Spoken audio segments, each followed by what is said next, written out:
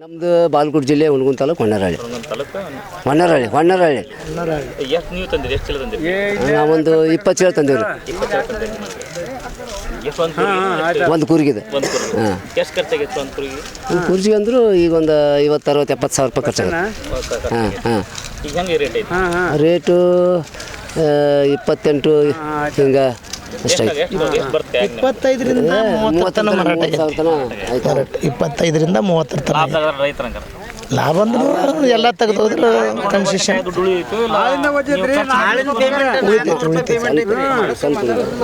ಆದ್ರೆ ಈ ವರ್ಷದಕ್ಕಿಂತ payment market rate ಕಡಿಮೆ ಐತಿ ಈ ಸಲ. 38 ಮಾರೋದು 30 ಮಾರುತ್ತೆ. ಈಗ ರೈತ ಬೆಳೆದ ಬೆಳೆಗಳಿಗೆ ಅವನೇ ಬೆಲೆ ನಿಗದಿ ಮಾಡಬೇಕು, ಬಟ್ ಇಲ್ಲಿ ಖರೀದಿದಾರ ನಿಗದಿ ಮಾಡ್ಲಿಕ್ಕತ್ತಾರ.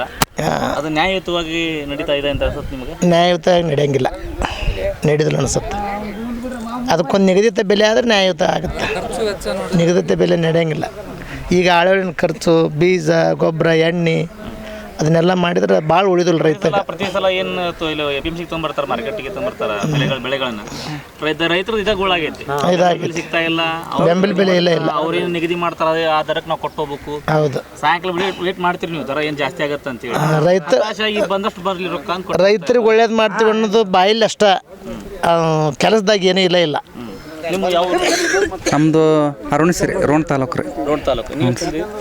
ನಾವೊಂದು 5 ಚೀಲ ತಂದಿದ್ವಿ ರೀ. 5 ಚೀಲ ತಂದಿರಿ ನೀವು? ನಮಗೆಲ್ಲ ಇಲ್ಲ, 1200 ತಿಂಗಳು ಬೇಕು ಸರ. ಒಂದು 6-7 ತಿಂಗಳು ಬೇಕು ಸರ್. ಸರ ಒಂದು ಎಕರೆಗೆ 30,000 ಖರ್ಚಾಗುತ್ತೆ ಸರ್. ಎಕರೆಗೆ 30,000 ಖರ್ಚು. ಎಷ್ಟು ಎಕರೆ ಐತಿ? ಒಂದು 3 ಎಕರೆ ಐತಿ ಸರ್. 3 ಎಕರೆ ಐತಿ. ಮೂಲ ಉದ್ಯೋಗ ಇದ್ರ ಮೇಲೆ ಡಿಪೆಂಡ್ ಆಗಿರಿ ನೀವು? ಮತ್ತೆ ಸ್ವಲ್ಪ ಏನು ಉಪಯೋಗ ಏನಾರ ಐತಿ? ಇಲ್ಲ ಸರ್, ಇದೆ ಸರ್, ರೈತ ಇದೆ ಸರ್, ಉಪಯೋಗ ಸರ್. ಈಗ ನೀವು ಎಷ್ಟು ದರ ನಿಗದಿ ಆಗತ್ತೆ ನೀವು ಕಲ್ಪನೆ ನೋಡ್ಕೊಂಡ್ರಿ? ಇಷ್ಟು ಆಗತ್ತಂತ ಏನು ಸರ್? ಈಗ ಅದು ಒಂದು 20-25 ಸಾವಿರ ಹಿಂಗೆ ಮಾರ್ಬೋದು ಅಂತ ಅನ್ಕೊಂಡ್ಬಂದಿವಿ ಸರ್. ಅಷ್ಟು ಹೋಯ್ತಪ್ಪ, ಎಷ್ಟು ನಿಮಗೆ ಉಳಿದೈತಿ ಖರ್ಚು ವೆಚ್ಚ ತೆಗೆದು? ಖರ್ಚು ವೆಚ್ಚ ತೆಗೆದು ಉಳಿಲ್ಲ ಸರ್. ಉಳಿದಿಲ್ಲ. ಅದು ಆಳಿಂದು ಎಲ್ಲ ನೋಡಿದ್ರೆ ಸರ್, ಈಗೆಲ್ಲ ಆಳಿಂದ ಖರ್ಚು ಭಾಳ ಅದ ಸರ್. ಉಳಿದಿಲ್ಲ ಅಂತೇಳಿ ಅದಕ್ಕೆ ಏನು ಮಾಡ್ಬೇಕು? ಅದಕ್ಕೆ ಸರ್ಕಾರ ಸರ ಅದಕ್ಕೆ ಸರಿಯಾದ ಒಂದು ಬೆಂಬಲ ಬೆಲೆ ನಿಗದಿ ಮಾಡ್ಬೇಕು ರೀ. ಅಂದ್ರೆ ನಮಗೆ ಏನಾಗತ್ತೆ ರೀ, ಒಂದು ರೈತರು ದುಡ್ದಿದ್ದಕ್ಕೂ ಒಂದಿಟ್ಟು ನಮಗೆ ದುಡ್ಡು ಉಳಿತಾಯ ಆಗುತ್ತೆ ರೀ. ಮೇಲೆ ಒಂದು ನಿರ್ದಿಷ್ಟ ಬೆಲೆ ಮಾಡಿದ್ರೆ ಒಂದ ಉಳಿಯಕ್ಕೆ ಕಾರಣ. ಬೆಂಬಲ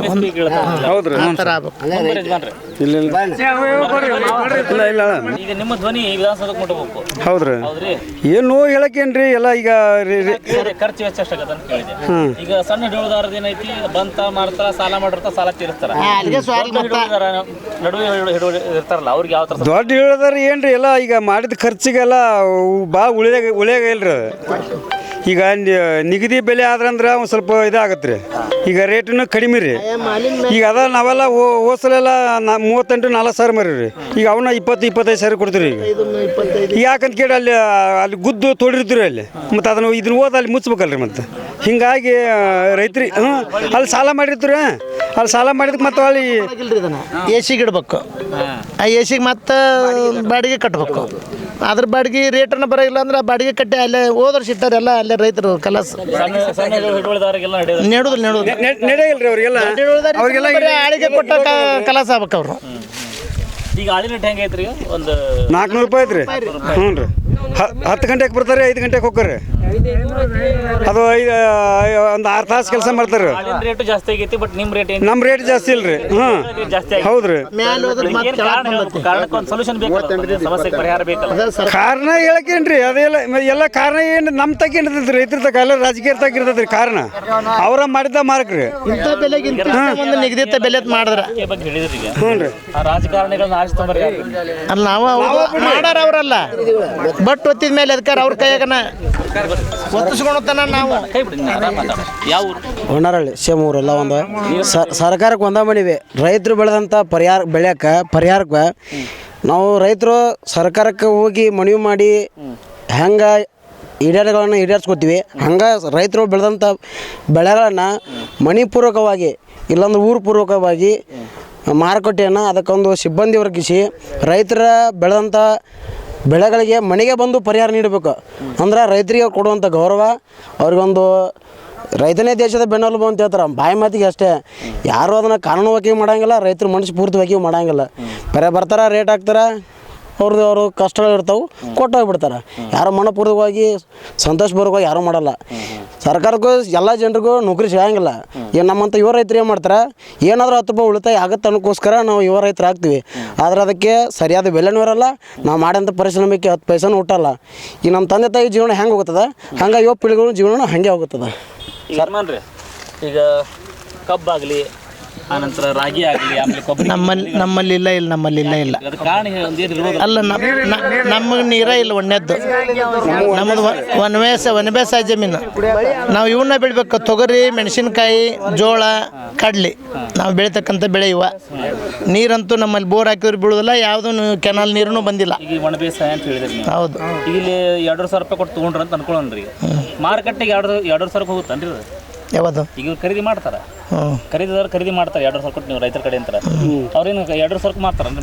ಅವರು 2,500 ಮಾಡಿದ್ರೆ ಅವ್ರ ಗಾದಿ ಮೇಲೆ ಇರ್ತಾರೆ. ಹೌದಲ್ರಿ ಅಂದ್ರಿ? ಇಲ್ರಿ ನಮ್ಮ ಒಣ ಬೇಸಾಯ ಅಂದ್ರಿ. ಹೌದು, ಒಂದು ಬೇಸಾಯ ಇದ್ದ ಅಲ್ಲ, ಒಣ ಬೇಸಾಯ ಒಂದ ಇಲ್ಲಲ್ಲ. ಎಲ್ಲ ಬೇಕೂ ಬೆಳಿತಾರೆ. ಮಳೆ ಆದ್ರೆ ಬೆಳಿತೈತೆ, ಸರಿಯಾದ ರೇಟ್ ಇಲ್ಲ. ಅದಕ್ಕೆ ಕೈಗೊಂಡ್ರೆ ಮತ್ತೇನಾರ ಇವ್ರೇನು ಕಡಿದಗಾರ ತಮ್ಮ ಮನಸ್ಸಿಗೆ ಬಂದಾಗ ಹಾಕೋಕಾರ. ಅವ್ರು ಬೇಕಾದ್ರೆ ಕೊಡು, ಸಕ್ಕರೆ ಬಿಡು, ನಾವಂತ ಇಟ್ಟು ಮಾಡಿ ಇಷ್ಟ. ಆದರೆ ಈ ಮಾಲ್ ಇಷ್ಟ ನಿರ್ದಿಷ್ಟ ಮಾರಾಟ ಮಾಡ್ಬೇಕಂತ ಗೌರ್ಮೆಂಟ್ ಅದಕ್ಕೊಂದು ನಿರ್ದಿಷ್ಟ ಬೆಲೆ ಮಾಡಿದ್ರೆ ಅದಕ್ಕೇನಾರು ಉಳಿತಾಯ ಆಗೋದು. ಸರ್, ನೀವು ಖರೀದಿ ಮಾಡೋ ಒಂದು ಏನೋ ಪೆನ್ ಆಗಲಿ, ಒಂದು ಚಾಕ್ಲೇಟ್ ಆಗಲಿ, ಅದಕ್ಕೊಂದು ದರ ಐತಿ. ಹೌದು ರೀ. ಇದಕ್ಕೆ ದರಗಳಿಲ್ಲ. ದರ ಇಲ್ರಿ. ಯಾವ್ದು ಅಂಗಡಿಯಿಂದ ತಂದ್ರೆ ಅದಕ್ಕೆ ಬೆಲೆ ಹಾಕಿ ಕೊಡ್ತಾರೆ ನಮ್ಗೆ. ಈಗ ಅವರು ಅದಕ್ಕೆ ಹಾಕಿದ್ರೆ ಅವ್ರು ಏನು ರೇಟ್ ಹಾಕಿರ್ತಾರಲ್ಲ ಆ ರೇಟಿಗೆ ಕೊಟ್ಟು ಹೋಗೋದು ನಾವು. ಹಿಂಗೈತಿ. ಅದಕ್ಕೇನು ನಿಗದಿ ಬೆಲೆ ಇತ್ತಪ್ಪ ಅಂತಂದ್ರೆ ಇದು ಮಾಡ್ತಾರೆ. ಅವ ಸಾವುಕಾರ ತನ್ನ ಮನ್ಸಿಗೆ ಬಂದಂಗೆ ಹಾಕ್ತಾನವ.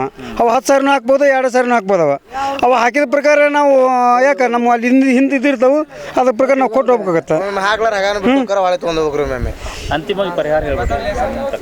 ಅಂತಿಮ ಪರಿಹಾರ ಇದಕ್ಕೆ ಸರ್ಕಾರನ ನಿರ್ದಿಷ್ಟ ಬೆಲೆ ಮಾಡಿ ರೈತರಿಗೆ ಎತ್ತಿಡಿದ್ರೆ ಇದಕ್ಕೆ ಪರಿಹಾರ ಆಗುತ್ತೆ. ಆಗಲ್ರಿ ಅದು. ನಾವು ಇವರು ಮಾಡೋಕ್ಕಾಗಲ್ಲ. ರೈತರ ಬೆನ್ನೆಲುಬು, ಕಡಿಗಾರರು ತಾವು ಉಳಿಸೋಲೆ ಕಡಿಮೆ ಆದ್ರೆ ಚಲೋ, ತಾವು ಹೆಚ್ಚಿಗೆ ಮಾರಾಟ ಮಾಡೋಕೆ ಅನುಕೂಲ ಆಗುತ್ತೆ ಅಂತಾರೆ. ನಮ್ಗೆ ಉಳಿಸ್ಬೇಕಂದ್ರೆ ಸರ್ಕಾರನೇ ಇದಕ್ಕೊಂದು ನಿರ್ದಿಷ್ಟ ಬೆಲೆ ಮಾಡಿದ್ರೆ ಉಳಿತಾಯ ಆಗುತ್ತೆ. ಈಗ ಸರ್ಕಾರ 1,000 ಕೋಟಿ ರೂಪಾಯಿ ನಾವು ಗ್ಯಾರಂಟಿ ಸ್ಕೀಮ್ಗಳಿಗೆ ಹಾಕಿದೀವಿ ಅಂತ ಹೇಳ್ತಾರೆ. ಅದೇ ಥರ ರೈತರಿಗೂ ಒಂದು ಏನಾದರೂ ಸ್ಕೀಮ್ ಏನೂ ಇಲ್ಲ, ಮಾತಾಡೋದು ಅಷ್ಟೇ ಅಲ್ಲೇ, ಯಾವುದು ಏನೂ ಇಲ್ಲ. ಯಾವುದು ಏನಿಲ್ಲ ರೀ. ಅಭಿವೃದ್ಧಿ ಕುಂಠಿತ. ವಿಧಾನಸಭೆಗೆ ರೈತರಿಗೆ ಎಷ್ಟು ಬಜೆಟ್ ತೆಗೆದಿವಿ, ಅಷ್ಟು ಬಜೆಟ್ ತೆಗೆದು ಎಲ್ಲಿ ಹೋಗುತ್ತೆ ಏನೋ, ಯಾವಾಗೂ ರೈತರಿಗೆ ಬಂದು ಏನೂ ಮುಖೋದೇ ಇಲ್ಲ, ಯಾವುದಕ್ಕೂ ಇಲ್ಲ. ಅದು ಮತ್ತೆ ಏನು ಬೆಂಬಲ ಬೆಲೆ ತೆಗಿತಾರೆ ಗೊತ್ತಾನ? ಹೆಚ್ಚಿನ ಬೆಂಬಲ ಬೆಲೆ ತೆಗಿಲ್ಲ. ಹೊರಗೆ ಮಾರಾಟ ಆಗೋದಕ್ಕಿಂತ ಇವ್ರು ಗೌರ್ಮೆಂಟ್ದಾಗ ಬೆಂಬಲ ಬೆಲೆ ಕಡಿಮೆ ಇಟ್ಟಿರ್ತಾರೆ. ಬೆಂಬಲ ಬೆಲೆ ಕಡಿಮೆ ರೇಟ್. ಈಗ 7,500 ಇಟ್ಟಾರೆ ತೊಗರಿ ಬೆಂಬಲ ಬೆಲೆ, 8,000 ಚಿಲ್ಲರೆ ಹೊರಗೆ ಮಾರತ್ತೆ. ಮತ್ತೆ ಇವ್ರು ಬೆಂಬಲ ಬೆಲೆ ತಿಳ್ಕೊ ಆಗೈತೆ ನೋಡಿ ಗೌರ್ಮೆಂಟ್ ಅಂತ. ರೈತರು ಅಲ್ಲೇ ಕೊಡೋ ಲಕ್ಷಣ ಸ್ಟಾಕ್ ಮಾಡಿ ಮತ್ತೆ ಅವರ ಖರೀದಿಗಾರಿ ಡೆಲಿವರಿ ಮಾಡ್ತಾರೆ. ಮತ್ತೆ ಹಿಂದಗಡೆ ಮಿಲ್ಗಳಿಗೆ ಇದೇ ಗೌರ್ಮೆಂಟ್ ಥರ ಮಾಡ್ತಾರೆ ಅದನ್ನು ಆಫೀಸ್ನಿಂದ. ಮತ್ತು ರೈತರಿಗೆ ಏನು ಲಾಭ ಮಾಡಿದಾಗ ಆಗುತ್ತೆ? ಇವರೆಲ್ಲ ಗೌರ್ಮೆಂಟ್ ಥರ ಬೀಜ ಖರೀದಿ ಮಾಡಿ ತಗೋಬೇಕು. ಅದನ್ನು ಪ್ಯಾಕೆಟು ಅದಕ್ಕೆ ನಿರ್ದಿಷ್ಟ ಬೆಲೆನ ಅದ್ರ ಪ್ರಕಾರ ತೊಗೊಳಬೇಕಲ್ರಿ ರೈತ. ಏನು ಇಲ್ಲ ಸರಿಯಾದ ರೀತಿ. ಇದನ್ನ ನಾವು ತೊಗೋಬೇಕಾದ್ರೆ 600 ರೂಪಾಯಿ ಕೆಜಿ ತೊಗೋಬೇಕು. ನಾವು ಬೀಜ ಮಾಡಕ್ಕೆ 60,000 ರೂಪಾಯಿ ನಾವು ಕೊಡ್ಬೇಕಾದ್ರೆ 200 ರೂಪಾಯಿ ಕೊಡ್ಬೇಕು. 28, 30, 25, 28, 30 ನಾವು ಕೊಡೋದು. ಮತ್ತೆ ಹೆಂಗಾಗುತ್ತೆ ಹೇಳ್ರಿ ಅದು? ಈ ಥರ ಆಗೈತೆ ಎಲ್ಲ. 35ರಿಂದ 40,000 ತೊಗೊಂಡ್ರೆ ಒಂದು ಸ್ವಲ್ಪ ಉಳಿತೈತಿ. ಇಲ್ಲಿ ಊರ್ಲಕ್ಕ ಸಾಯ್ದು ನೋಡು ಹಂಗ ಇದ್ರಿ ದುಡ್ದು ಎಲ್ಲ ಚೀಲ ಕೊಡ್ಬೇಕು, ಎಲ್ಲ ಕೊಡ್ಬೇಕು. ಈ ಸುಮ್ಮ ಸೋರ್ತಾವ ಇಕ್ಕಟ್ಟು ಬರ್ರಿ ಬೇಕಾರೆ ನೋಡು ರೈತರು. ಮತ್ತೆ ದವಾಖಾನಿಗೆ ರೊಕ್ಕ ಇಡ್ಬೇಕು ನಾವು. ಹಾಂ, 8 ಲಕ್ಷ ಸಾಲ ಐತಿ. ಮತ್ತೆ ಗೌರ್ಮೆಂಟ್ ಕೊಡ್ತಾರ ನಮ್ಗೆ. ಈಗ ಕೊಟ್ಟ ಮಾರ್ದಾಟ ಅವ್ರಿಗೆ ಎಡಿ ತುಂಬೇಕು ನಾವು. ಏನು ಸವಲತ್ತು ನಮಗಿಲ್ಲ ಇಲ್ಲ ರೈತರಿಗೆ ಗೌರ್ಮೆಂಟ್. ಹೊಸರು ಹೊನ್ನಾಳ್ಯಾರ್ರಿ ನಾವು. ಹಾಂ, ಒಂದವ್ರು ನಮ್ಮ ಒಂದು 12 ಅದಾವ್ರಿ. ಮಾನ್ಯ ಒಂದು 10 ಚೀಲ ಕೊಟ್ಟಿವ್ರಿ. 3 ಎಕರೆ ಹಾಕಿ 1 ಲಕ್ಷ ರೂಪಾಯಿ ಖರ್ಚಾಗೈತ್ರಿ. ತೊಗೊಂಡು ಏನು ಮಾಡಕ್ರಿ? ಮತ್ತು ಹಿಂದ ಬಡ್ಡಿ ಸಾಲ ತೆಗ್ತೀವಿ ಅವ್ರಿಗೆ ಅಲ್ಲೇ ಗೋಪಾಳ. ಈಗ ನಿಮ್ಮ ಕಡೆ ಬಡ್ಡಿ ಹೆಂಗ್ರಿ? ಯಾವ ಥರ ತೊಗೊಂಬರ್ತೀವಿ? ನಮ್ಮಲ್ಲಿ ಹಂಗೂ ಹಿಂಗೆ ಸೊಸೈಟಿಯಾಗ ಊರ್ ಮನ್ಯಾಗ ಎಲ್ಲ ಇಸ್ಕೊಂತೀವಿ ಬಿಡ್ರಿ. 2 ಜನ ಆದ್ರೆ 2 ಬಡ್ಡಿ ನಮ್ಮಲ್ಲಿ. 2 ಬಡ್ಡಿ. 5% ಅದಾದ್ರೆ ಮತ್ತೆ ಊರ್ಲಕ್ಕೊಂದು ಸಾಯಿ ನೋಡು. ಮೀಟರ್ ಬಡ್ಡಿ ಅಂತ ಊರಿಗೆ ಬಿಟ್ಟು ಹೋಗ್ಯಾರ ಜನ ಅಲ್ಲಿ. ಹಾಂ ಅವು ವಾರದ ಬಡ್ಡಿ 5 ಬಡ್ಡಿ ಅಂತಿರಲ್ಲ, ಊರು ಬಿಟ್ಟು ಊರ್ಲಕ್ಕೊಂಡು ಸಾಯೋದು, ಎಣ್ಣೆ ಕುಡಿ ಸಾಯೋದು. ಆ ಥರ ಐತಿ ರೈತ. ಹಂಗಿಲ್ರಿ ನಮ್ಮಲ್ಲಿ. ಅಲ್ಲೇ ಊರ ಮನ್ಯಾಗ ಇಸ್ಕೊಂಡ್ರೆ 2 ಬಡ್ಡಿ ಹಿಂಗೆ ಪೀಕ್ ಬಂದಾಗ ಕೊಡೋದು. ಈಗ ಯುವಕರಿಗೆ ಏನು ಹೇಳ್ತೀರಿ ನೀವು? ಭಾಳ ಜನ ರೈತಾಪಿ ಕೆಲಸಕ್ಕೆ ಬರ್ಬೇಕು ಅಂತ ಹೇಳತ್ತಲ್ಲ, ಅವ್ರಿಗೆ ಏನು ಹೇಳ್ತೀರಿ? ಯಾರಿಗೆ ರೀ? ಯುವಕರಿಗೆ ಹುಡುಗರಿಗೆ ಏನು ಹೇಳ್ತೀರಿ ಕೆಲಸ ಮಾಡಂತ ಮತ್ತು ಕಲ್ತರು ನೌಕರಿ ತೊಗೊಳವಲ್ರಲ್ರಿ. ಸಿಕ್ಕಾಪಟ್ಟೆ ಕಲ್ತ ಹುಡ್ರು ನೌಕರಿ ಕರಿಯಾಕ ಇದು ಇಲ್ಲ. ಮತ್ತು ಹೆಂಗೆ ಮಾಡ್ಬೇಕು ಹುಡ್ರು ಕಲ್ತು? ತಂದೆ ತಾಯಿಗಳು ಏನು ಮಾಡ್ಬೇಕು? ಅವ್ರ ಜೀವನ ಹೆಂಗೆ ಸಿಕ್ಕಾಪಟ್ಟೆ ಖರ್ಚು ಮಾಡಿ ಕಳಿಸಿರ್ತಾರೆ, ನೌಕರಿ ಆಗ್ಯಾವನೋ ಇಲ್ರಿ. ಆಗ ಕುಂತ ಕಲ್ತು ನಿಮ್ಗೆ ಜನ ಮಕ್ಕಳು ನಮ್ಗೆ 3 ರೀ. ಹಾಂ ಏನು ರೈತಾಪಿ ಕೆಲಸ ಮಾಡ್ತಾರೆ? ಇನ್ನೂ ಸಣ್ಣದವ್ರಿ. ಹ್ಞೂ